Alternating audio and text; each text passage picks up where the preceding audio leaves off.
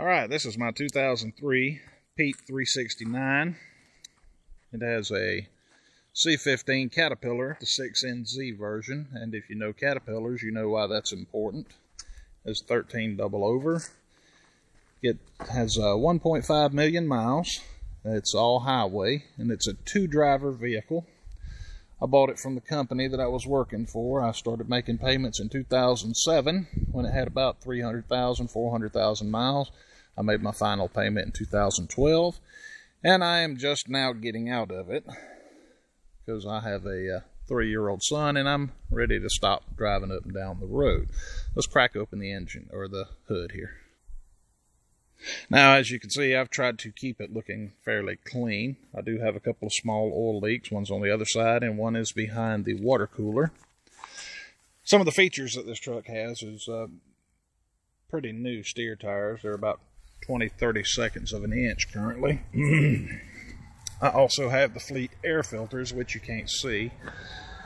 They are the thick foam filters, kind of like the K&N washable filters, and they're really efficient. They let air go through, and you don't have to buy new filters every so often. Another feature, of course, is the 150-gallon tanks.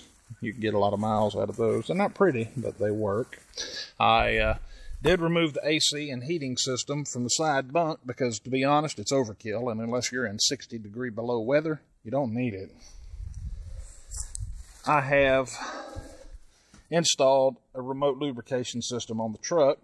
Each one of these knobs go to a different location on the truck, so the only thing that you have to grease by physically going to it are the U-joints and the tie rod ends. And it makes it easy because you can grease when you fuel every 2 days. You're never going to have to buy another set of kingpins in your life. This is also a 6x2 setup. The front axle is the drive axle. The rear axle is a tag/liftable axle because I installed independent rear air suspension. I can dump the air out of this axle, or both axles, but in practical use I never do. I just dump it out of this axle whenever I want traction on that one. I should say that in 500,000 miles, I've never been stuck. I've gone to Minnesota all the time, Washington. I went over Vail with 8,000 in the wagon during a blizzard just before they shut down the road, and I didn't lose traction once. And another benefit of this setup is that it's lighter. You can carry about 1,000 more pounds, and it's a little more fuel efficient. Some people say 5 to 7 miles per gallon. The best I've seen is 3, but hey, it's already been done. All 8 tires are the Bridgestone M710 Ecopias, the fuel-efficient tires, and they have about 10-30 seconds of an inch currently. Now, another feature that I have on this truck, I installed a hose reel.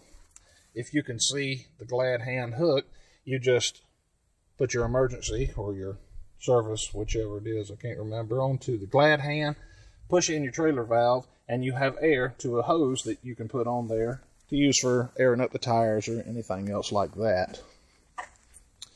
I also have the Turbo 3000D on here somewhere. It's not worth a damn dime, to be honest with you, but I didn't put it on there, so I'm not going to complain.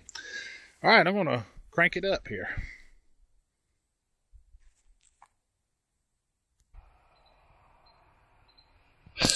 I have all the standard gauges: oil temp, oil pressure, tack, speedo, water temp.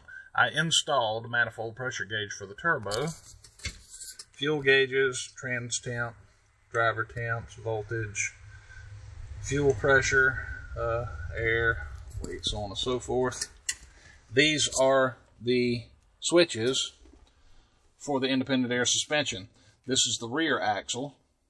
This is the front axle. I also have load gauges for each axle.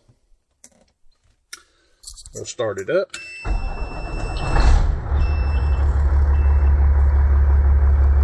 As you can hear, it starts up first turn, has for its entire life. It's a very, very reliable motor.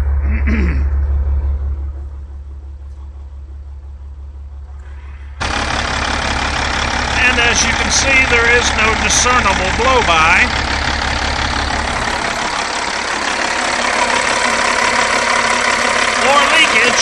rear filler, a wall filler cab. Some of the most recently replaced items include the rear spring hanger, whatchamacallits, a brand new gear reducted starter, good brakes all the way around. I won't bother showing you all of them. New wheel bearings on the rear within the past 100,000 miles, or 200,000, I'm sorry, and that includes races, and new wheel bearings and races on the front in the past 75,000 miles. A new charge air cooler about 200,000 miles ago, and I've also replaced the AC components, including the condenser, the evaporator inside the truck, and the AC compressor itself. I love cold air. Now, the list of things is pretty short, the most serious of which is that it has $1.5 million on the engine. Every 6NZ owner I've talked to that I can remember told me that they didn't have to rebuild theirs until somewhere around $1.75 million.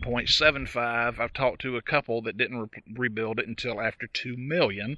So I anticipate another 3-4 years work out of this one because I have taken care of it. I do have oil reports, and I can get the maintenance records together. So the problems with the truck are mainly cosmetic. You have a bumper that's kind of beat up. You have a fender that's kind of ugly. Unless you like a home office, this isn't a problem. I put a desk in place of the passenger seat, which was about shot, and I have a Wi-Fi printer on it. You can have this if you want it, or I'll take it out, whatever. And a couple of minor interior pieces. Right about the time my son was being born, I was taking these pieces out because I was going to install wood cabinets all the way around. But $500 at a junkyard will get this back to new. I do have wood floors in here. They need to be cleaned. I elevated the sleeper floor about 5 inches. That way, instead of tripping over this divider or having a hard time getting dirt out, you'd just be able to go sweep it right on in there. So that's a nice little feature for keeping it clean. It needs a new vent. I think I've got one somewhere. And it will need new horns. Those are shot out, but you know, hey, those are $60 a piece and a half an afternoon's worth of work to put them in.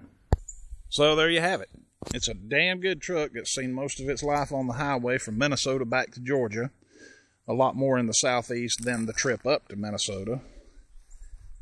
It's ready to run. It has a current inspection sticker, so the only thing you have to do is put a plate on it, put insurance on it, and it'll go. If you have any questions, just put them below in the comments, I guess. And thank you for looking.